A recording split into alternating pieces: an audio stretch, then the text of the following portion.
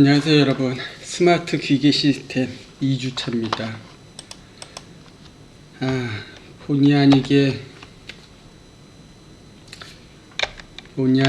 이렇게 비대면으로 강의를 하게 됐고요.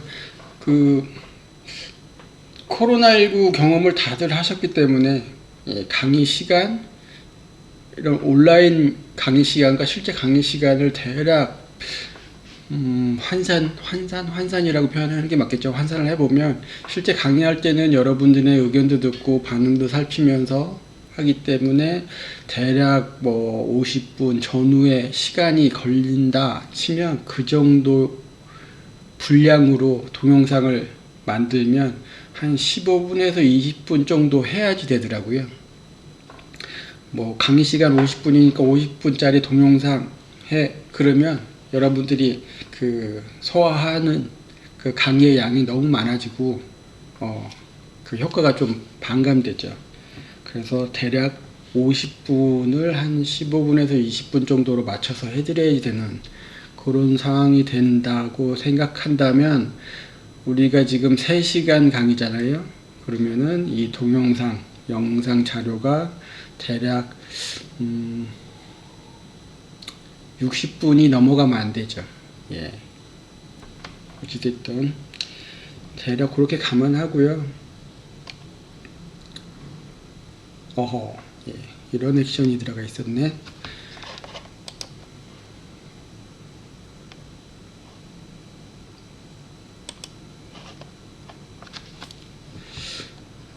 좋습니다. 일단은 스마트 기계 시스템 요건데, 기계 시스템이라고 해도 되고 팩토리라고 해도 되고 여러가지 용어들이 쭉 나올 수가 있겠죠.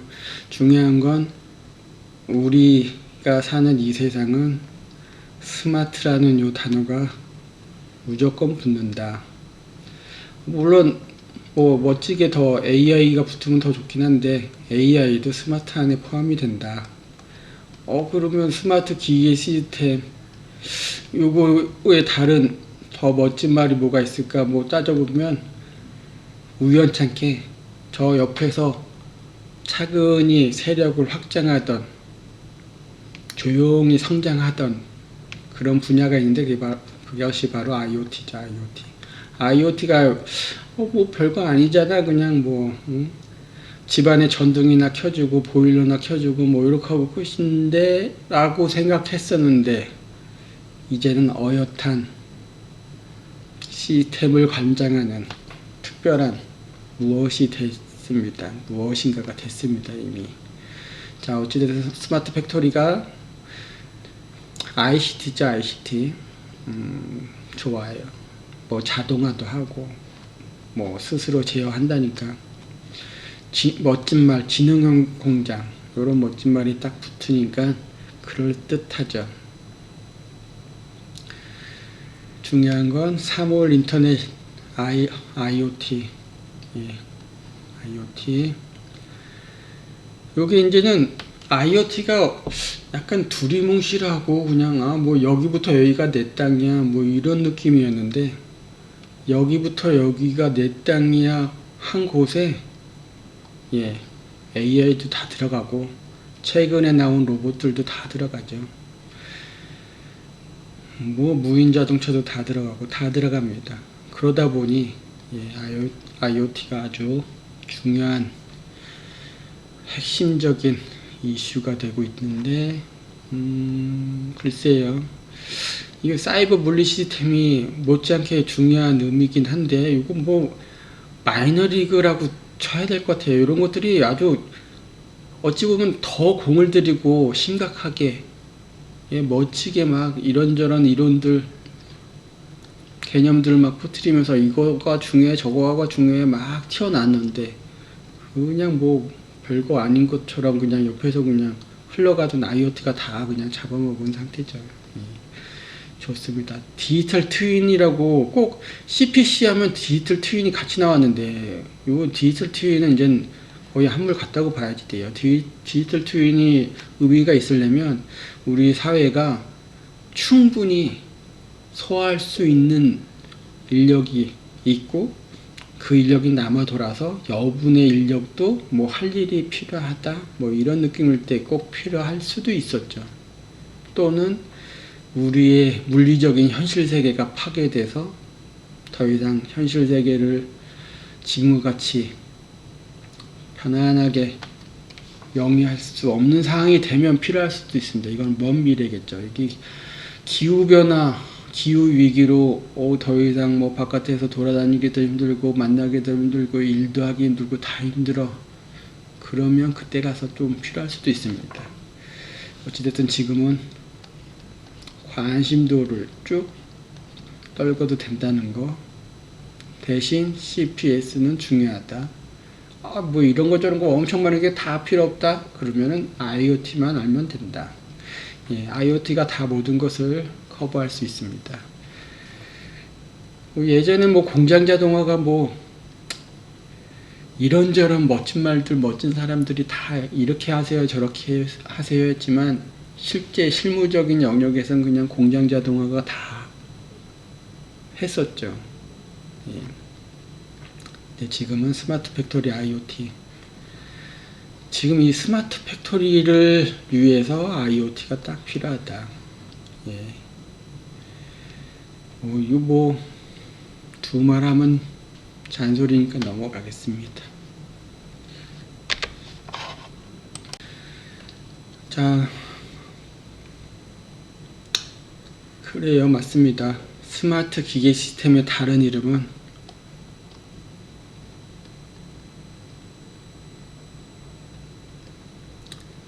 IoT 실습을 위한 준비 과정이죠. 과감하게 제가 이름을 이렇게 부를 수 있는 이유가 뭐냐면 스마트 기기 시스템을 어떻게 구축하고 어떻게 하고 어떻게 하고 어떻게 한다. 뭐 마치 기술 용어 컨설팅을 하는 사람처럼 이런 잡다한 지식을 막 머리에 둬요. 그걸 언젠가 써먹어야 되잖아요. 이때쯤 써먹어야 되나 할 때는 이미 세상이 바뀌어 있어요. 뭔가 지식 필요한 흐름이 딱 눈에 띄고 그걸 해야 된다면 바로 실체를 만드는 실습, 실무 그런 능력이 바로 필요하거든요. 여러분들이 사는 세상입니다. 아주 부러운 세상인데 뭔가 미래를 준비해서 열심히 공부한 다음에 뭐 가볍게 여기저기서 경험을 좀 쌓은 다음에 감이 좀 잡히는데 이제 뭘 해볼까? 이렇게 해볼까? 저렇게 해볼까? 할 때쯤이면 이제 세상이 다 바뀌어 있는 거죠. 예전에는 이게 참 빠르다 해도 1년 사이클 정도는 됐었거든요. 1년 안에 따라잡으면 돼. 뭐 이런 게 있었는데 뭐 대략 뭐 제 느낌상으로도 한 1년 반, 작년 빨라봐야 재작년, 작년 정도, 작년쯤부터는 한 사이클이 한 3개월마다 바뀌는 것 같아요. 3개월 전에 어떤 기술이 막 이것저것 중요하대, 뭐 AI를 활용하는데 뭐 이게 필요하대, 막 떠들어댔는데 3개월 뒤에 그 영상들은 찾아보기도 힘들고 찾아보면은 엉뚱한 소리 한다는 게 딱 느껴지죠. 3개월마다 사이클이 바뀌고 있습니다. 이 사이클의 변화의 흐름을 따라가지 않고 그냥 여기부터 여기까지는 다 이거야 라고 그냥 영역을 잡아놓은 게 바로 IoT이기 때문에 IoT를 지금 하시면 요건 그대로 가요. IoT 안에 휴머노이드 로봇 들어가고요. 이거 밑에 문자야. 로봇 들어가고 자율주행 차도 다 들어가.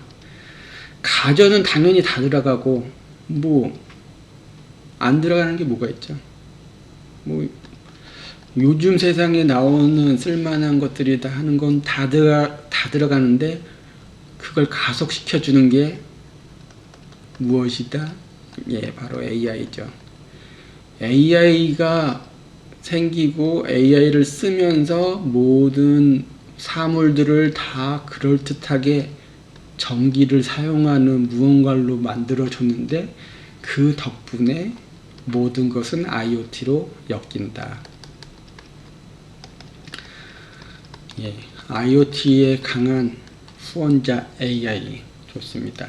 AI 또한 본인의 영역을 확장하고 의미 있는 존재가 되려면 지금처럼 뭐 LLM 요거 대화만 잘하는 AI는 한계가 있잖아요. AI가 쓸모가 있으려면 결국은 IoT와 함께. 예. 나는 IoT가 아니야. 나 IoT 말고 나 다른 뭐 로봇이나 뭐 이런 거 하는 거야. 아무리 말해도 결국은 IoT가 영역을 그렇게 만들었기 때문에 모두 IoT 안에 있습니다. 예. 뭐 산업용이든 IIoT, 산업용 AIoT, AI 이게 관점이 좀 오해의 소지가 또 생겼어요. 이게 외국에서 얘기하는 AIoT랑 우리나라에서 얘기하는 AIoT랑 또 희한하게 또 관점이 바뀌었는데 뭐든 뭐 이러나 저러나 결론은 똑같아요. 그냥 AI랑 IoT랑 합쳐질 수밖에 없다는 거. 뭐 어떤 얘기냐면 AI들의 IoT라고 얘기하는 게 있고요. 그렇죠. AI들의 IoT. AI들이 엮이는 거죠. AI 물건들, 사물들에 이렇게 엮인다. 이게 있고, 그냥 IoT를 운영하는데 AI가 활용된다, 이용된다. 뭐 이런 개념이 있어요. 예. 근데 이러나 저러나 상관이 없습니다. 요걸 따질 만큼 이슈화 될 수가 없어요. 얘는 이미 확 지나가서 엣지 컴퓨팅에 무언가가 결집이 되죠. 뭔가 해주고 싶은 말이 있는데 여기 이 말을 꺼내는 순간 또 하나 몇십 분 지나가니까 여기 넘어갈게요. 언제 한번 기회가 되면 이 부분은 다시 언급을 하겠습니다.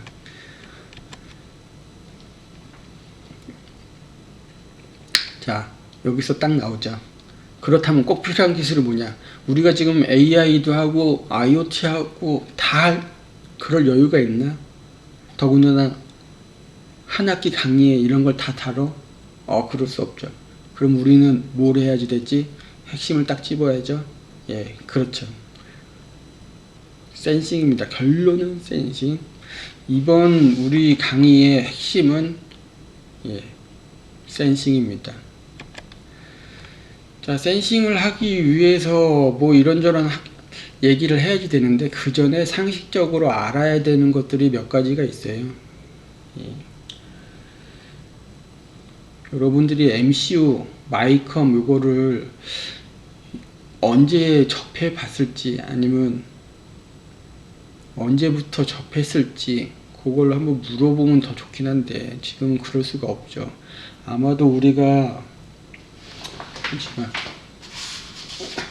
지금 산업융합공학과잖아요. 3학년 산업융합공학과 3학년이면 MCU를 다룰 만한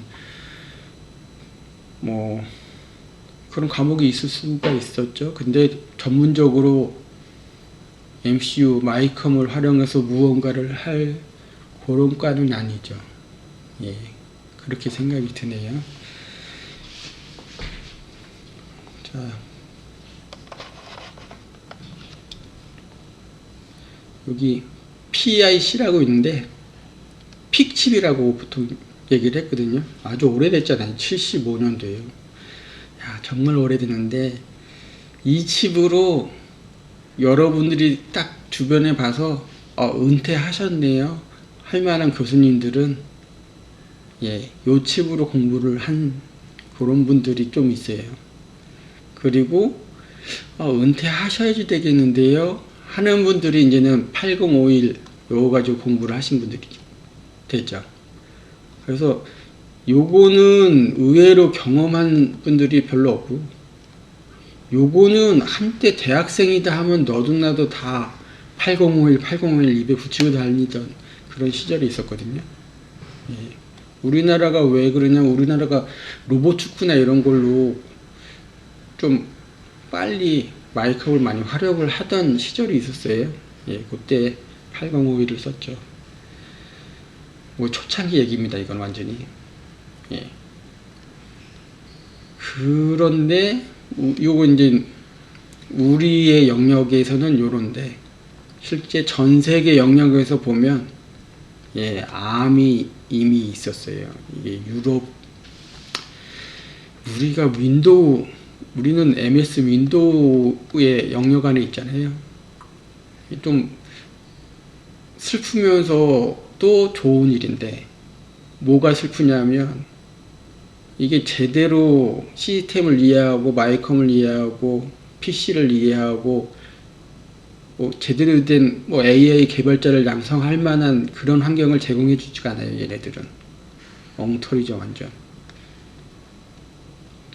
그런데 반대로 장점은 엉터리인데 아무것도 모르고 별 생각 없이 컴퓨터를 쓸 수 있게 해줬어요. 또 그러니까 아무나 쓸 수 있는 컴퓨터를 제공해 줬는데 그 역량으로 별 생각 없이 컴퓨터를 쓰다 보니까 예, 전문가는 참 제한적으로 나올 수밖에 없는. 예. 그리고 뭐 얘네들도 뭐 그렇다고 볼 수는 없는데 어찌됐든 중요한 거는 꽤 오래전에 암이 이미 나와가지고 연구 예, MCU, CPU 시장 90% 이상 점유를 하고 있어요. 이미 예전부터. 예, 이 부분을 좀 슬픈 얘기를 더 할 얘기들이 좀 많은데 요거는 일단은 이 얘기 또한 잠깐 접어두고, 그리고 92년도에 최근이죠. 그나마 최근이죠. 최근이라고 하기도 미안한 연도인데 92년도 예, 텍사스 인스트루먼트에서 드디어 보통 DSP라고 얘기하는 칩이 여기서 나오거든요. 우리는 막 DSP 이렇게 얘기를 하는데 예, TI 칩이죠. 이게 결국은 리얼타임도 이 칩을 통해서 현실화됐다고 얘기해도 되고요.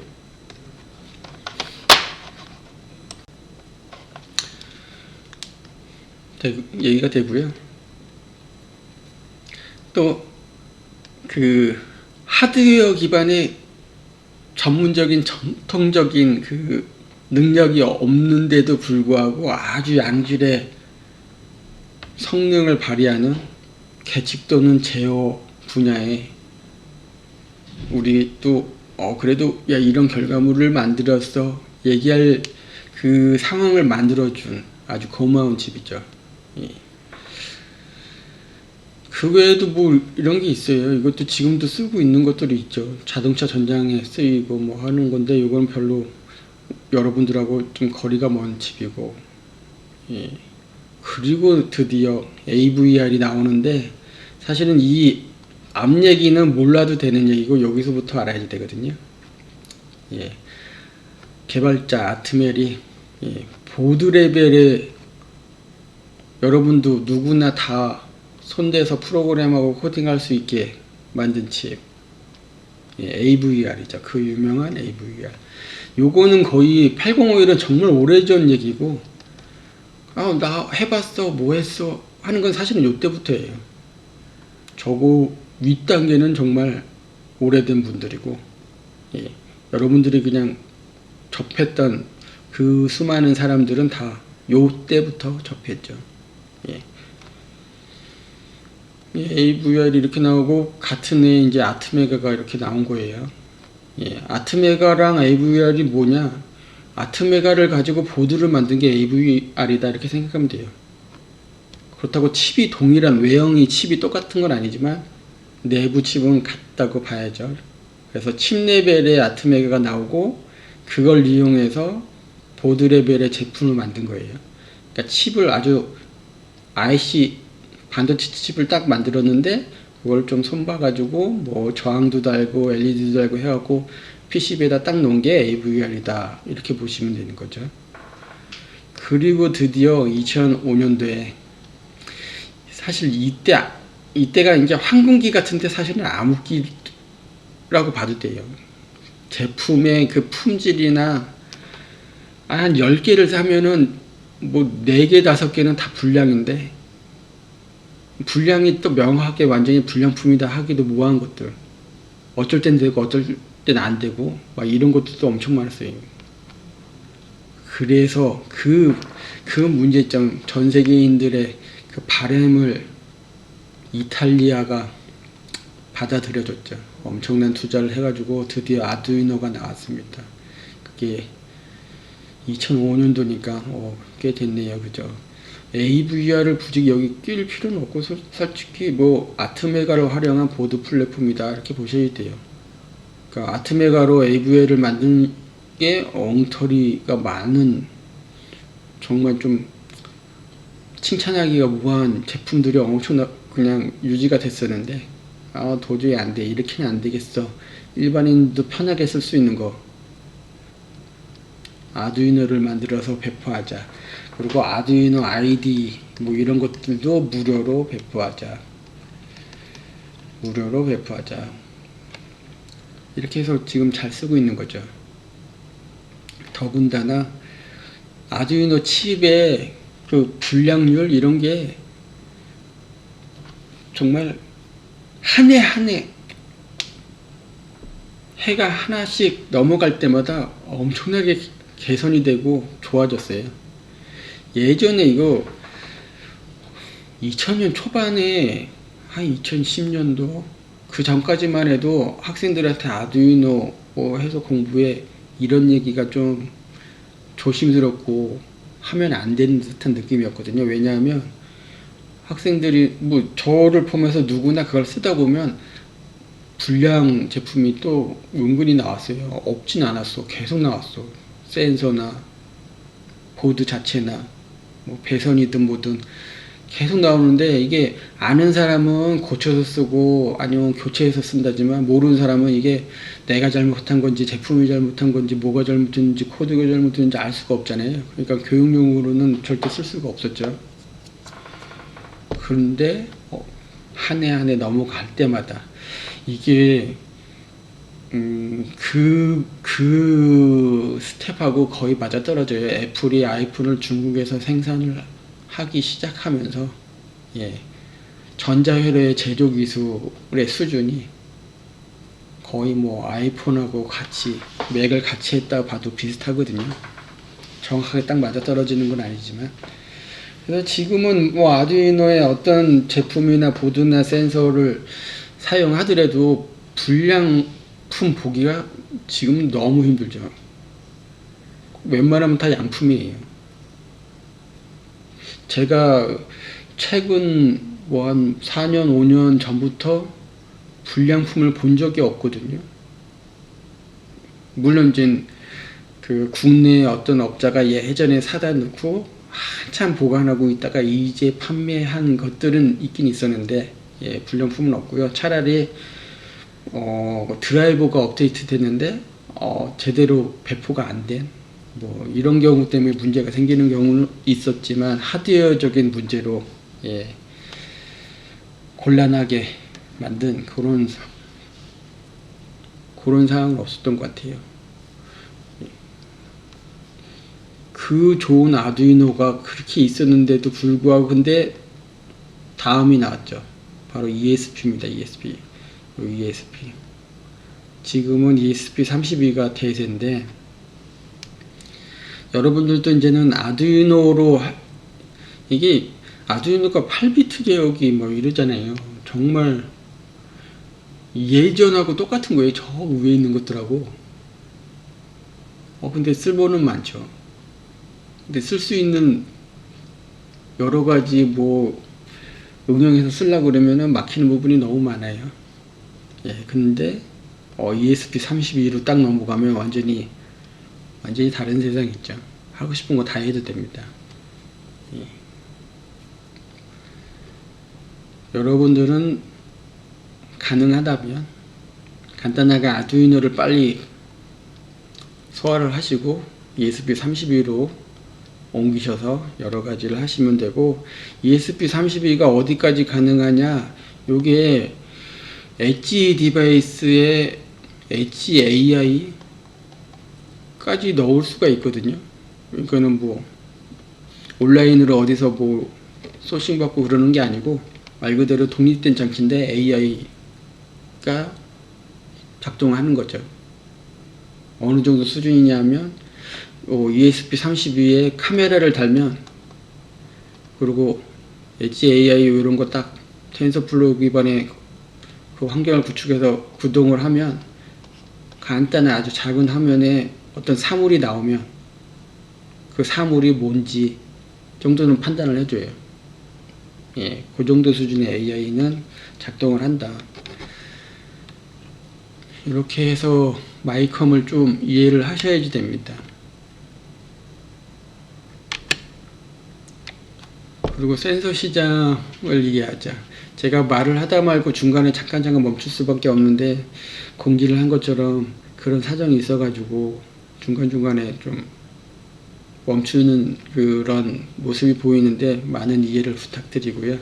대신 정말 필요한 거를 알려드리겠습니다. 우리가 지금 강의에 쓰는 교재가 있죠, 교재. 예. IoT 실습으로 배우는 센서 공학. 예. 정복원 지음.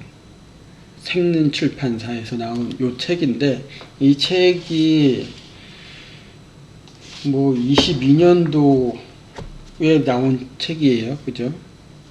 몇 년 됐잖아요. 옛날 같았으면, 요즘 됐으면 최근에 최신 책인데, 요즘 세상에 이 정도 지났으면 완전 옛날 책이죠. 이 책이 현실에서 뭔가 써먹으려면은 턱없이 내용이 부족해요. 그런데 그럼에도 불구하고 이 책의 내용들이 다 필요 없냐? 그게 아니고요. 이 책의 내용들은 기본적으로 다 알고 추가적으로 알아야지 되는 거죠. 그래서 이 책을 빠르게 소화를 하시길 권장을 드릴게요. 그러면은 어떤 내용이 지금 필요하냐? 센서 시장이 뭐 잠시만요. 몇 년 새에 또 바뀌었죠, 당연히. 근데 몇 년 새도 아니에요. 그 전에도 이미 나왔던 것인데, 바로 MEMS와 ROIC죠.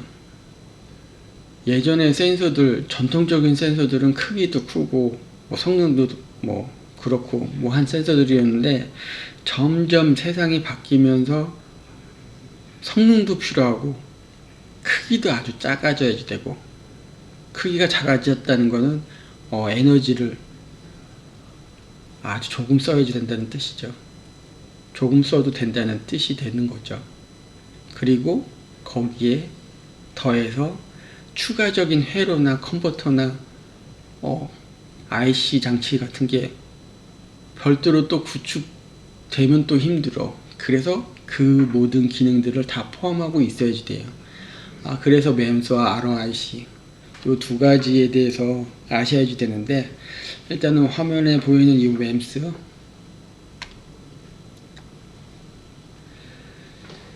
예. 우리나라가 그래도 반도체의 강국이죠. 예. 아쉽게도 물론 비메모리 반도체가 약한 거지, 메모리 반도체는 뭐 최고죠. 지금도 최고라고 얘기할게요. 예.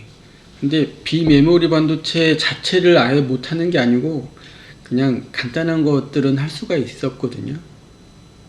그러니까 웨이퍼를 설계해서 이렇게 작동하는 대로 회로를 만들어 가지고 칩 단위로 반도체 공정 자체에서 아주 작은 무언가들을 만드는 것들인데, 그 기술, 예. 소형화하고 칩 수준에서 센서를 만들 수가 있어요. 예전에는 손에 잡히는 소자에 뭐 케이싱도 하고 배선도 연결하고 뭐 이렇게 했었는데, 지금 아예 그냥 웨이퍼 소자 자체에 그냥 들어가는 거죠. 예. 그러니까 반도체 공정이 워낙 잘 돼 있는 나라다 보니까 우리나라가 그 공정을 그대로 이용하면 그냥 나오는 거예요. 그래서 예전에는 반도체 자체 만들기도 바빠 죽겠는데 이런 걸 뭐 해, 언제 해, 요런 이제는 대규모의 우리나라 대표적인 그 반도체 회사들이 약간의 여유가 생기면서부터 다른 센서 제조 회사들한테 이제 의뢰를 받아갖고 이런 걸 만들어주고 막 했거든요. 그러다 보니 기존의 센서와는 다른 맴스 기반의 센서들이 나오기 시작한 그런 상태입니다.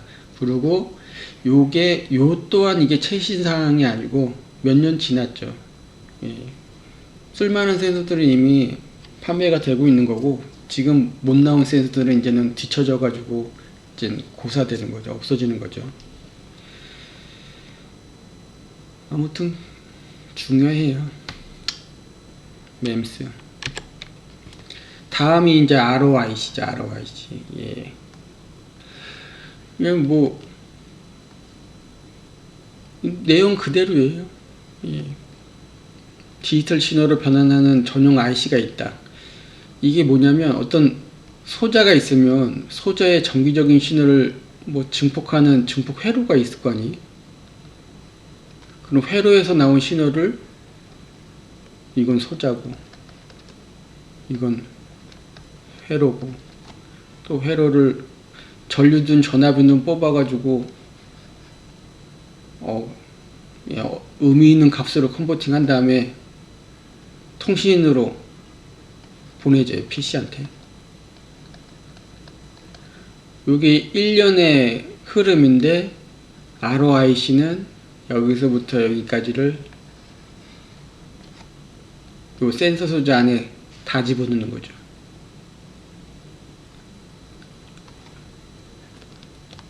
그래서 이 통신 어드레스도 지정을 할 수가 있고, 그리고 단순히 뭐 아날로그 값 하나, 두 개 뭐 이런 게 아니고 필요한 데이터를 패킷으로 다 보내고, 또는 설정까지 할 수 있는 변환 데이터나 세팅 데이터를 또 반대로 PC에서 이 소자한테 넣을 수도 있는 거죠. 솔직히 이것만 말해도 너무 긴 얘기가 나올 수가 있는데 이건 좀 넘어갈게요. 맴스는 말 그대로 그냥 반도체 기술이니까 뭐 반도체 기술에 대해서 언급하면 거기도 뭐 아주 뭐 긴 얘기를 하겠지만, 그래도 반도체 기술을 뭐 언급할 이유는 딱히 없는데, ROIC는 사실은 한 번쯤 쭉 훑어보고 가면 좋긴 한데, ROIC로 훑어보는 방법도 있지만 이걸 대충 일단은 적고 넘어간 다음에 다른 통신에 대한 공부를 한번 살펴보면서 이 부분을 떠올려 보면 또 나름대로 효과가 좋거든요. 일단 넘어가겠습니다. 이런 부분들 넘어가. 자, 그래서 I2C 통신에 대한 얘기를 해야지 되는데, 요게 ROIC에서 통신 얘기를 확 넘어가 버리면 도대체 중간 다리가 없으면 또 접근이 좀 어렵잖아요. 그래서 중간 역할을 뭐 설명하기 위해서 이 페이지를 만들었는데, 이게 바로 I2C거든요. 정식 표기는 이렇게 원래 작게 하긴 해야지 되는데, 이것도 옛날 얘기죠. 지금 그냥 I2C 이렇게 표시를 해요. 요거는 두 선을 쓰는데, 요게 이제는 보통 센서들이에요. 예전 같았으면 요거 하는 그 성능, 기능을 그대로 예전 기술로 하면 요 아이폰의 한 두세 개 정도 크기여야죠. 근데 실제 맴스와 ROIC 기술로 만들어진 요즘의 센서는 요만해요. 확대하면 이렇게 보인대요.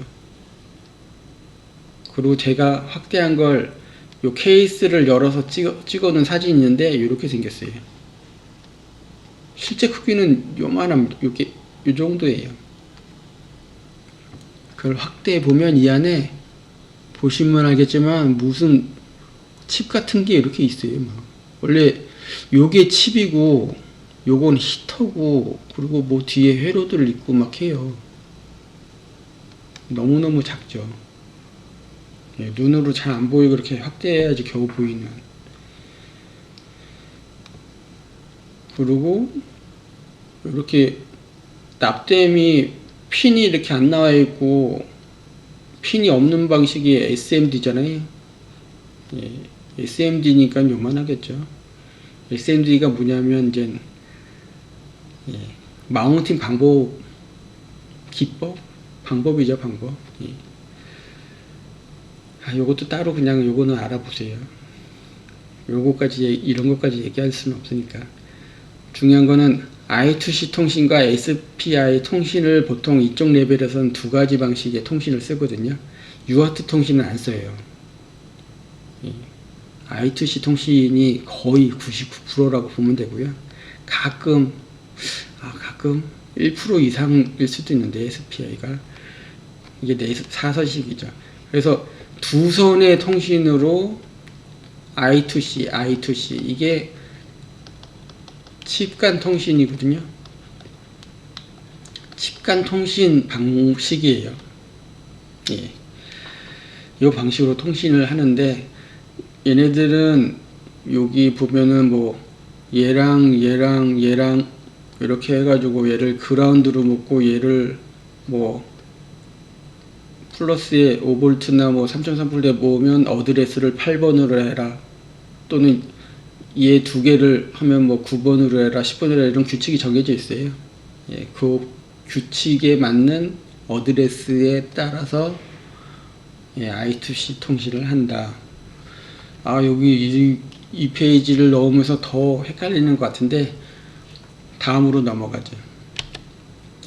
그냥 통신에 대해서 그냥 다 훑어보면 다 이해가 됩니다.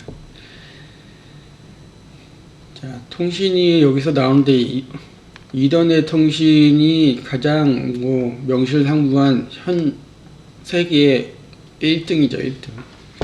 원래 미국에서 미국 대륙에 미국 땅이 지금 당연히 크잖아요. 지금도 크고 예전에도 크고, 예전에는 사람도 별로 없었으니까 더 크게 느꼈겠죠. 그래서 미군이 미국 땅을 어떻게 좀 보호를 어떻게 빠르게 할까 고민을 하면서 미국 각지의 군사기지를 연결하는 통신망을 구축하는 그런 사업을 꾸준히 해왔단 말이에요. 전화선으로 처음을 했다가 전보, 그렇죠. 전보도 그 전에 있었겠죠. 뭐 이래저래 했는데 빠른 시간 내에 많은 데이터를 주고받기에는 마땅한 통신 방법이 딱히 없었어요, 예전에는. 그래서 고민하다가 이거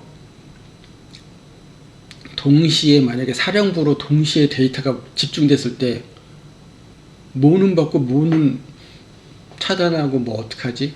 아니면 다 연결할까? 그러면 사령부에 막 처음에는 전국에 한 100군데 그 기지에서 선을 다 끌어오면 한 100가닥이 사령부에 다 몰리고 100명이 그걸 듣고 있으면 되네.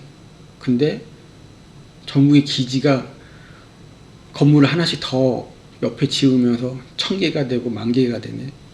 그러면 그걸 다 듣고 있는 사람들 또 모아? 이게 답이 안 나오는 거예요. 그래서 그러지 말고 통신 라인을 하나로 하는데 누군가 들어와 있으면 다음 신호들은 좀 기다렸다 들어오게 만들자. 뭐 이런 식으로 생각을 한 거죠. 그 기법이 바로 렉이죠, 렉. 지금은 우리가 렉 걸렸다 하면 다 싫어하는 부정적인 용어로 쓰이는 렉인데, 이게 사실은 그 다중 접속, 어마어마하게 많은 데이터를 손실 없이 받을 수 있게 하는 아주 기적과 같은 기술이거든요. 예. 이 기술 하나로 바로 지금 우리가 인터넷을 이렇게 편하게 쓰게 된 거니까요. 리드와 렉, 이 두 가지 기법, 프로토콜을 이용해서 산업용으로 확장하고 지금의 현실의 TCP/IP 기반의 랜 세상을 만들어준 거죠. 이게 지금 스마트 기계 시스템에서 고속으로 시스템을 구축하고 또한 그 데이터의 양이 어마어마하게 많다 싶으면 이 방법만한 게 없어요. 이거는 그 장거리도 의미가 있지만 공장 내 아니면 뭐 단지 내 건물 내 장치가 아주 가까운 곳에서도 이것만한 그 속도를 낼 만한 게 딱히 없거든요. 연결성도 우수하고 프로토콜도 아주 강력하고 그거 못지 않다고 꿈꾸지만 사실 그거는 좀 많이 떨어지는 프로토콜이 하나가 있는데 모드버스입니다. 모드버스. 랜 기반의 이더넷보다는 확실하게 터무니없이 느리지만 그래도 그에 못지않은 구성 자체는 비슷하다고 보면 되고요. 산업 설비에서 가장 많이 쓰이는 프로토콜 중에 하나입니다. 뭐 우리가 예전부터 쓰는 산업용 설비 여기에 모드버스 통신을 지원 안 하는 거 찾기가 쉽지가 않죠. 그럼 모드버스가 무엇이냐 뭐 이렇게 되게 어려운데 RTU, TCP 뭐 이렇게 나와 있잖아요. 글쎄요, 요거를 얘기를 하면 상당히 깊게 들어갈 수밖에 없는데 짧게 얘기하면 이렇게 얘기할게요.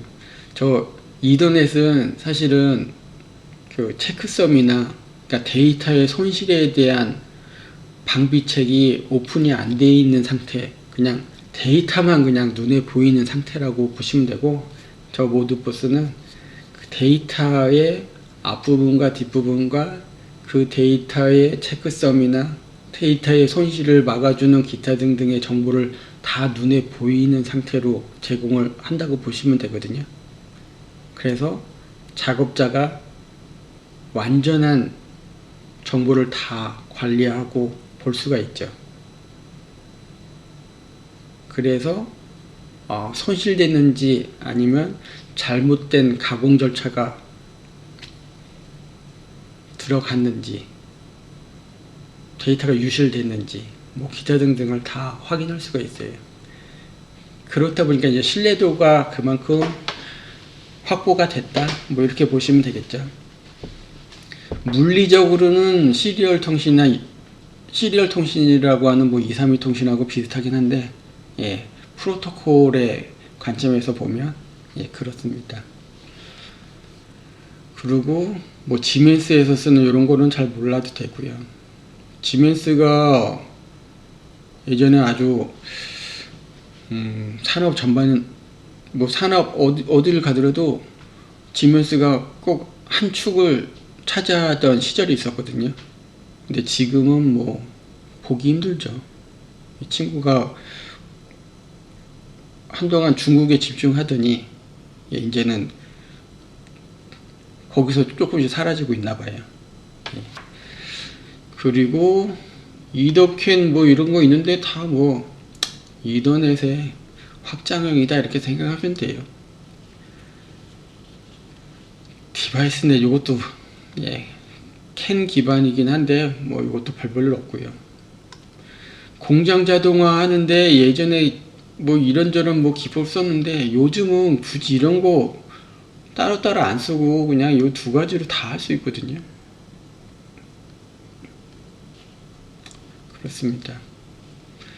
그래서 요거는 이제는 그래도 그냥 전통적인 기존의 산업 현장에서 쓰는 프로토콜이다 이렇게 보시면 되고 통신 방법이다 이렇게 보시면 되고, 이제는 IoT의 영역으로 넘어오면서 주목받는 프로토콜들이 이거죠. 와이파이는 여러분들이 다 이미 잘 알고 있는 거고요.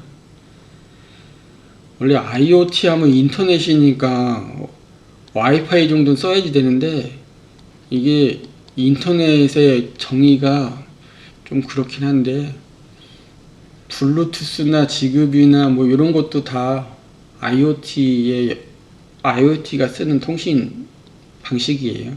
물론 점점 줄어들고 와이파이로 다 언젠가 모이겠죠. 왜냐하면 인터넷은 1대1 통신이나 뭐 작은 범위 내에서 국지적으로 쓰는 통신이 아니고 그냥 말 그대로 인터넷이어야 되잖아요. 근데 블루투스나 지급이는 인터넷이라고 보기에는 한계가 있죠.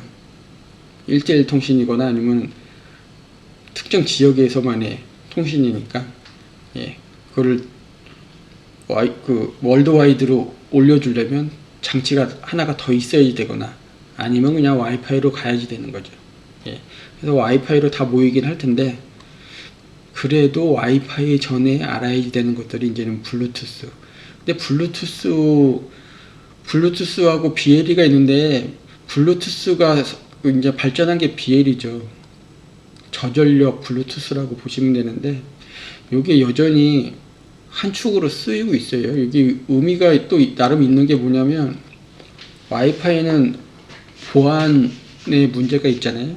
근데 블루투스가 1대1 통신을, 물론 지금 새로운 버전은 이제 1대 N 통신으로 나오기 시작했는데, 그 왜 나오는지 모르겠지만 어찌됐든 블루투스는 그 태생 자체가 보안성이거든요.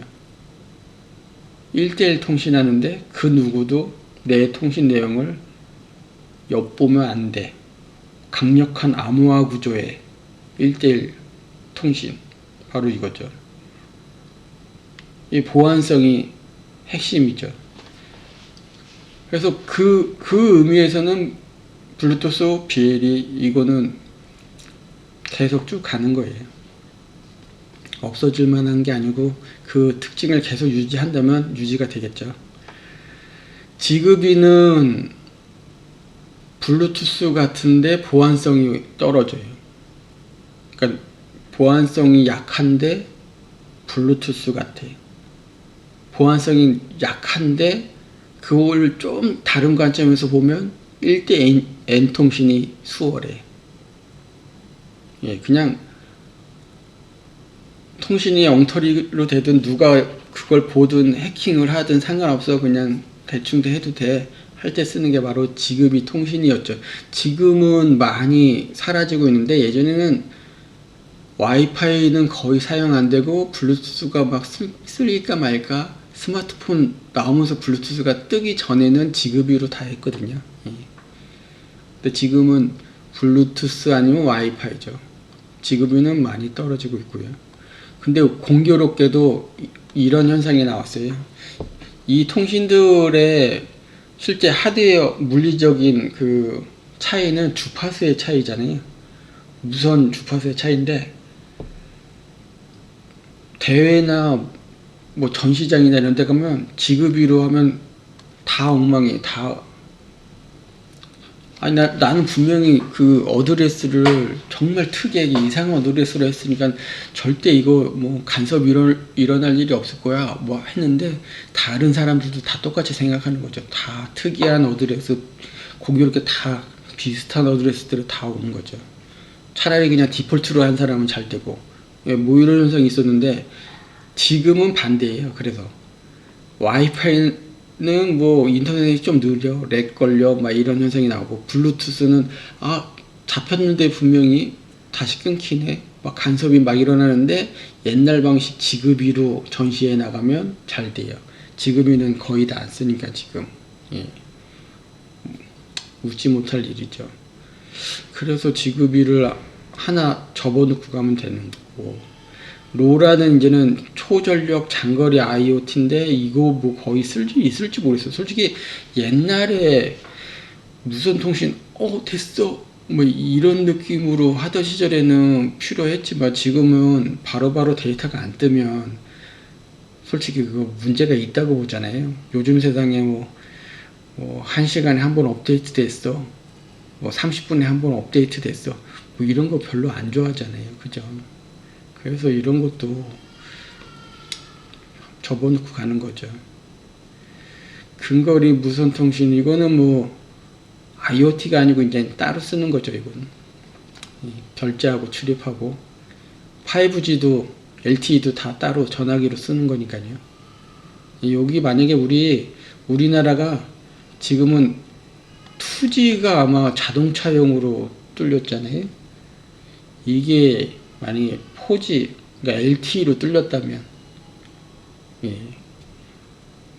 새로운 시장을 만들 수도 있었는데 이건 아쉽게 된 거지만 어찌됐든 이런 거는 이제는 전화기용으로 쓴다. 이것도 다 접어놓는 거죠. 접어놓고 와이파이랑 블루투스만 알면 돼. 직업인은 그런 게 있나 보다 하면 되고. 좋습니다. 그럼 결국은 이더넷, 모드버스, 와이파이, 블루투스 이렇게만, 블루투스가 BLE예요. 이렇게만 아시면 되고, 얘네들은 솔직히 다 몰라도 되는데 모를 수가 없는 게 있죠. USB 모를 수가 없지. HDMI 모를 수가 없죠. 야, 요거 얘기까지 하면 시간이 오버되긴 할 텐데,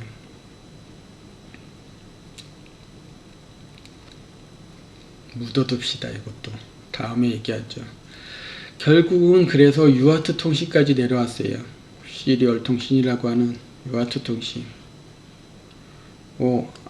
RS232, RS485, RS422 뭐 쭉 있어요. 여러 가지 통신들이 있는데 다 중요한 거는 시리얼 통신, 직렬 통신이라고 해야지 할 수 있는 시리얼 통신들 있죠. 그러면 이거와 반대되는 게 병렬 통신인데, 병렬 통신의 대표가 이제 GPIB 통신이에요. 얘가 병렬 통신의 상징이었죠. 한때는 계측기다, 고가의 장비다, 뭐 하면은 다 GPIB 통신 기반이었습니다. 지금도 고가의 장비나 뭐 특수한 장비들 하는 분들 중에 여전히 GPIB 통신을 고집하는 분들이 있거든요. 왜냐하면 지금 언급된 모든 통신을 다 통틀어서 가장 안정적인 통신 방법이에요. 실질적으로 그렇게 써왔고요. 그러니까 달나라 보내던 시절에 쓰던, 그러니까 그 쓰던이라고 표현하면 안 되고, 그 시절에 확립된 가장 우수하다고 생각한 결과물의 통신이 바로 GPIB고요. 요거 가지고 옛날 생각하는 그 실험실이나 뭐 장비들, 멋진 연구실, 뭐 이런 뒤에서 번쩍번쩍이는 장비들 있잖아요. 그런 것들은 다 GPIB 통신으로 연결돼서 쓰였던 거죠.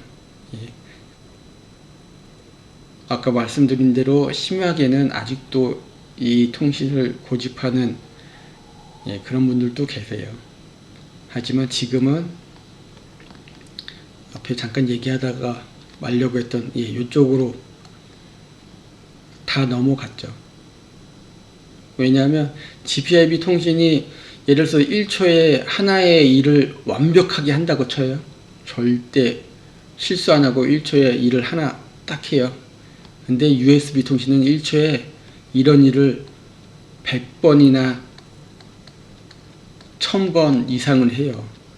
근데 그 중에 솔직히 가장 안 좋은 상황이 됐다고 쳐서 50%는 다 오르라고 쳐도 얘보다 50개 이상의 양질의 데이터를 보낸다는 뜻이 되거든요.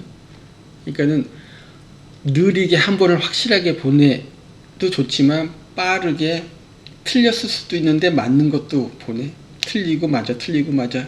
그 중에 맞는 것만 잘 골랐어 하면 해결이 되거든요. 그래서 장비들이 USB로 다 바뀌었죠. 물론 뭐 저렴하게 시리얼 통신 이쪽으로 간 것들도 있어요. 데이터가 워낙 너무 많으면 저 TCP로 넘어간 것들도 있죠.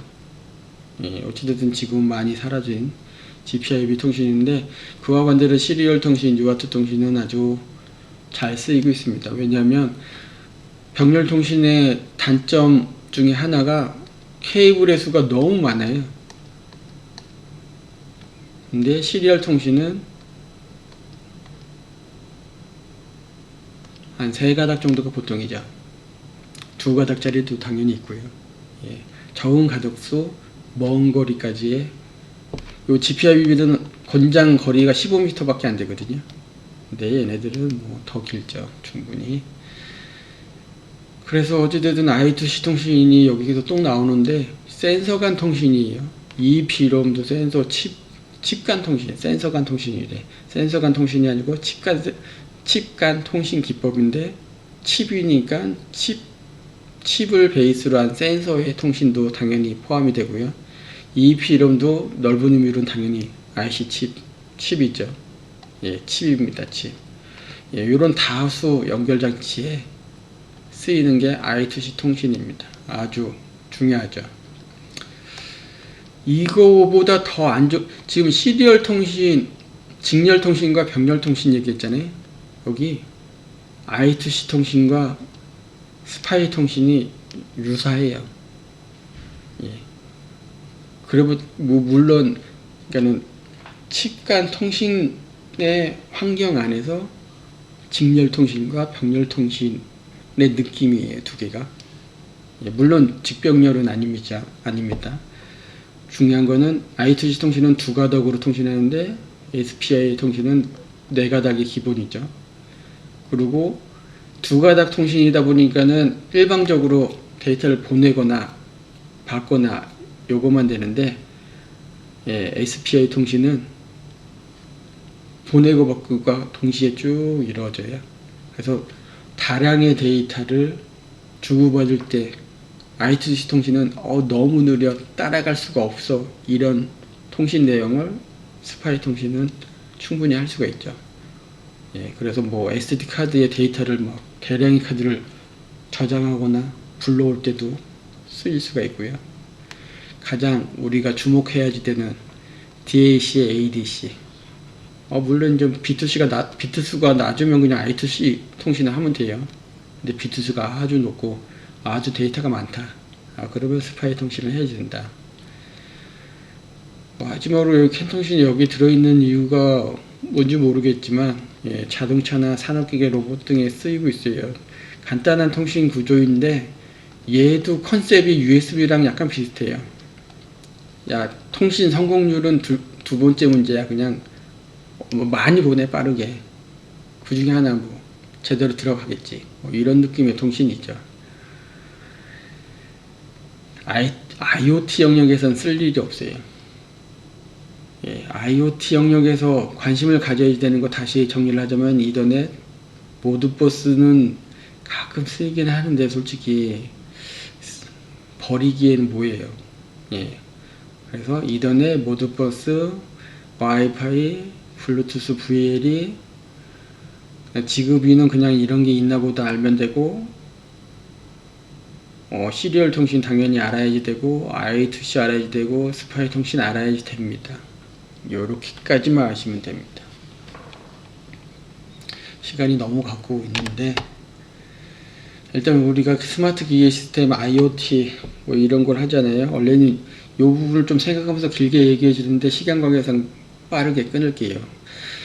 일단 우리는 이 공부를 왜 할까요? 짧게 생각하면, 우리 일자리를 지금 로봇이나 AI가 뺏어가니까는 뭐 사람이 할 만한 나의 일자리를 확보하기 위해서 뭐 이런 느낌이 들잖아요. 근데 인류의 AI와 로봇은 인간의 관리, 감독 없이 운영될 수가 없어요.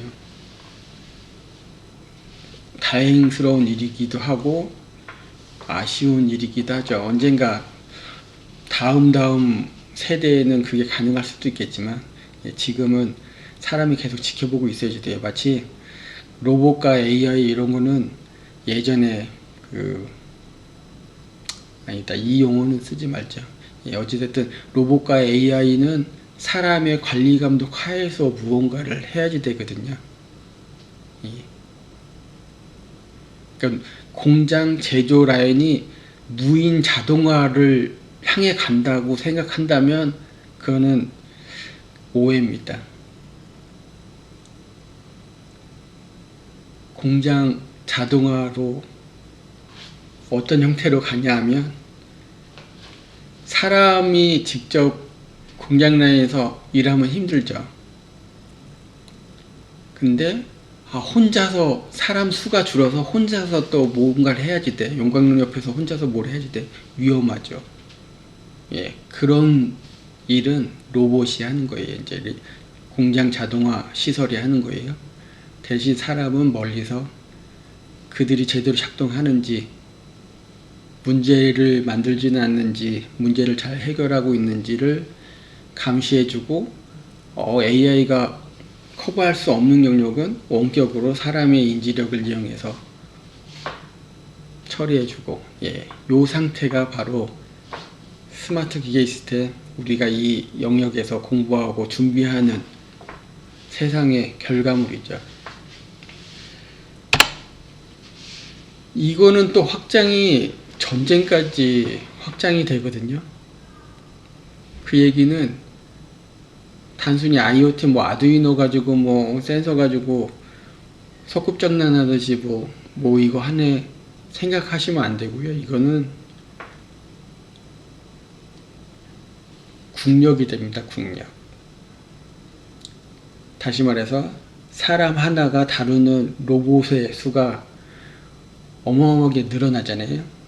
사람은 줄고 로봇은 많아지고 사람 하나가 다루는 로봇이 많아졌다. 예. 일단 이렇게 하고 끝내죠. 수고했습니다.